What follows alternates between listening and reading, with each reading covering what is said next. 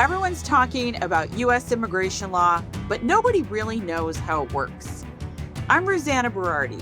I'm the daughter of an immigrant, a former immigration inspector at the border, university professor, and founder and managing partner of Berardi Immigration Law. I've done nothing but U.S. immigration law for over 30 years, and it's time to stop the misinformation on all sides. I'm going to tell you how it all works. The inside story. This is Immigration Weekly with Rosanna Berardi. Hello, and welcome back to the Immigration Weekly podcast with your host, Rosanna Berardi. Holy man, you guys, this stuff is coming out at rapid speed. I did a webinar today, and yesterday I spent a half hour or so preparing, wrote my outline, some bullet points, felt good about it. And lo and behold, the Supreme Court made a decision in the afternoon that made me change my entire thing. So it's crazy. We've seen a lot of activity from the U.S. Supreme Court on immigration issues. And fun fact, the court's new session doesn't officially start until October 1st of 2025. But like anything in life, they have an emergency docket, meaning when there is a burning constitutional question, lawyers can file with the Supreme Court and a decision can be made. And that's just what happened yesterday on September 8th. So what are we talking about? Well, we're talking about Immigration and Customs Enforcement, ICE. Remember them? Yes. The individuals that are, their sole purpose is to enforce the U.S. immigration and customs law. Not surprising. They've been doing that forever. They are going after the lawbreakers, arresting them, detaining them, yada, yada, yada. They're known as ICE in my industry. And the issue with ICE, they just got $1 billion of funding from Congress via the One Big Beautiful Bill that was passed on July 4th of this year. They've got a lot of money right now, and they are going gangbusters, no pun intended, on identifying illegal immigrants in the U.S. Now, there's an estimated, I've read everything from 15 to 20 million illegals in the United States. It's a lot of people.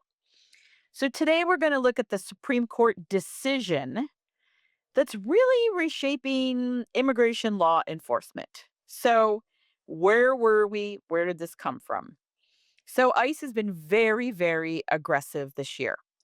And in July of 2025, a lawsuit was filed. Some individuals said, you know what? They're being way too aggressive. They're picking up people based on their race, their language, their ethnicity. So a district court judge issued what we call a temporary restraining order, a TRO. That's a fancy way of saying stop. Stop what you're doing. Stop your behavior. This came out of the Central District of California, typically a liberal jurisdiction. And don't get me wrong, lawyers know where to file these cases for success. Not hard to find a plaintiff for this case. So the result of that decision from July of 2025 was saying, listen, ICE, you can do your law enforcement stuff, but you can't pick up people based on 4 factors. Race or ethnicity, that's 1. Speaking Spanish or having an accent, that's 2. Presence at a specific location, like a farm or a bus stop, that's 3. Or the type of work performed, 4. Think agriculture, hotel cleaners, things of that nature. So what led to this lawsuit? Well, as you can imagine, the summer was very busy. There was a massive ICE operation across the Los Angeles area. They arrested nearly 2,800 individuals in 30 days. That's a lot of people. Now, the plaintiffs, the people that brought this lawsuit in July, said, no, they are systematically targeting individuals based on their appearance and demographics. Also, in true government form, which happens, hey, mistakes happen, right? Erasers on pencils. They were picking up U.S. citizens. Not a good look for the government, but It happens. Happens everywhere. Mistakes are made everywhere. So, what happened? Well, the Trump administration said, District Court, you're famously liberal.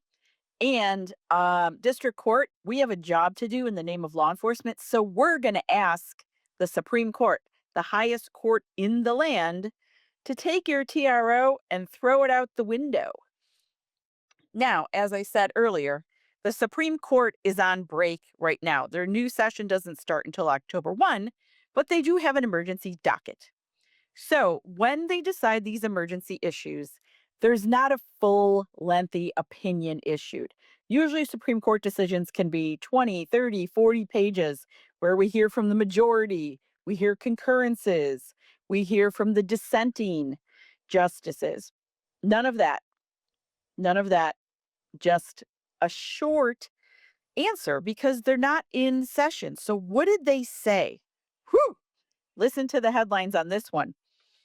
The government can use race or ethnicity to profile people and pick them up. Well, what really happened? So, as expected, along ideological lines, the court ruled 6-3. And what did they do? They said, okay, TRO from the lower court out the window. ICE, you can resume your operations in Los Angeles. Okay. There wasn't really a very broad majority opinion. There was only a concurrence from Justice Kavanaugh and a dissent from Justice Sotomayor. And I think it's really important to hear how they laid this out. So, speaking for the majority, it must have been Justice Kavanaugh's turn to look at the emergency docket. He said, and I quote, to be clear, apparent ethnicity alone cannot furnish reasonable suspicion. Under this court's case law regarding immigration stops, however, it can be a relevant factor when considered along with other salient factors. The government estimates at least 15 million people are in the US illegally. About 10% of the people in LA are illegal, meaning about 2 million illegal immigrants out of a population of 20 million. He continues to say those circumstances taken together can constitute at least a reasonable suspicion of a legal presence in the US. He's basically saying, look, there's a lot of illegals. We have ICE, we have this big, bloated government agency whose job is to remove them. And in the name of law enforcement, race, ethnicity, can be used as a factor when you're considering if you're going to approach an individual and ask him or her about their immigration status. Okay, is this a full opinion? No. These are just the court looked at it quickly, made a decision. What did the dissent say? Well, you can imagine. The dissent was scathing, led by Justice Sotomayor's dissent. And she said, quote, we should not have to live in a country where the government can seize anyone that looks Latino, speaks Spanish, and appears to work a low-wage job. The government, and now the concurrence, has all but declared that all Latinos, U.S. citizens or not, who work low-wage jobs are fair game to be seized at any time, taken away from work, and held until proof of their legal status. Because this unconscionably irreconcilable with our nation's constitutional guarantees, I dissent. Whew, messy. We've got the tension. This comes up all the time about the power of the government versus constitutional rights. Constantly in tension, these two things. So, what does the Constitution say? Well, the Fourth Amendment says reasonable search and seizure. There's got to be a reasonable suspicion. Can't be based on one factor like race, ethnicity, or broad generalizations. Now, Justice Kavanaugh said, well, it can't be one factor, but multiple factors can create a reasonable suspicion. And when ICE is going to approach somebody in a raid, they need to use the totality of circumstances. And again, he's like, there's 2 million people in LA. Something's got to give here. So I don't know. Where's this one going to go? Well, this was just an emergency docket, which means right now ICE is free to do what they will in Los Angeles. Will there be another lawsuit that gives the court an opportunity to review this again and make a more thorough decision? Possibly. Possibly. So for ICE right now, they can resume their operations. They can use multiple factors simultaneously, and ethnicity is one of those factors. This is their operation at large. This is what they are doing. And they still need to have reasonable suspicion under the Fourth Amendment, and they cannot use excessive force. So, what does this mean for communities? If you live in a community where there's a lot of illegal immigrants, um, you know, you've got to be careful in terms of where you're going, and you always have to be able to prove your immigration status. That applies to me, a US citizen, green card holder, H-1B, L-1. Have your immigration documents at the ready. I can get pulled over today and an immigration, a New York State trooper can say, Miss Berardi, what is your citizenship? Why? Because he or she's been deputized by the Immigration Service to do that. Make it easy. Make it easy and simple for the officers. If you are here unlawfully, I can't tell you what to do and circumvent the law, but know that the government is going very aggressively. They're all about enforcement right now. They're all about cleaning up.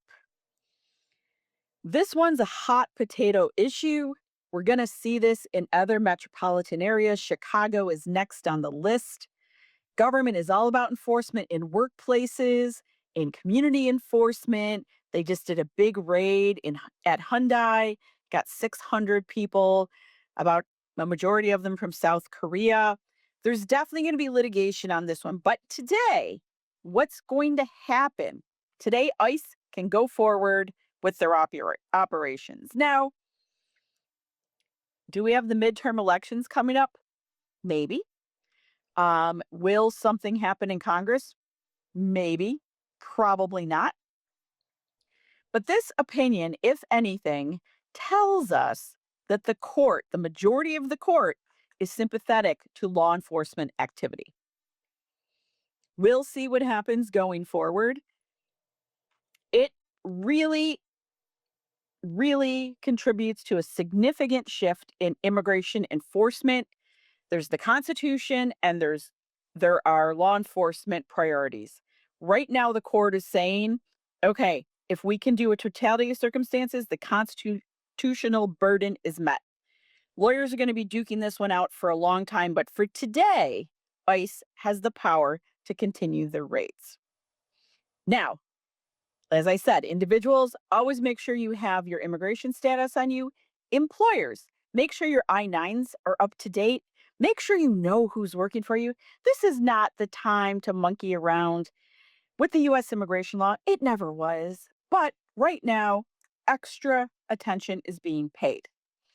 Be careful of where you are and always make the government's job easy. As a citizen, a non-citizen, green card holder, L1, H-1B, the government's job, you need to make it easy and say, here's my passport, or here's my passport with my I-94 card and my I-797 approval notice. Is that what we're turning into in a country? Maybe, but for right now, that's the best practice. So be sure to follow us. This one isn't going anywhere. Lots going on in the immigration world. If you feel like you're so smart now because of this podcast, tell a friend. Hey, the holidays are coming up. It's September. It's practically Christmas. Tell a friend, subscribe, leave us a review. I love informing the public about immigration, and my goal is to educate you. My goal is not to be political. It's to educate you on what's going on. And boy, is there a lot. So until the next time, have a great day. This was Immigration Weekly with Rosanna Berardi. Thanks for joining. Be sure to connect with me, Rosanna Berardi, on LinkedIn, or go to our law firm at berardiimmigrationlaw.com. And if you don't want to miss the latest and greatest, be sure to subscribe to the podcast and share this with your friends.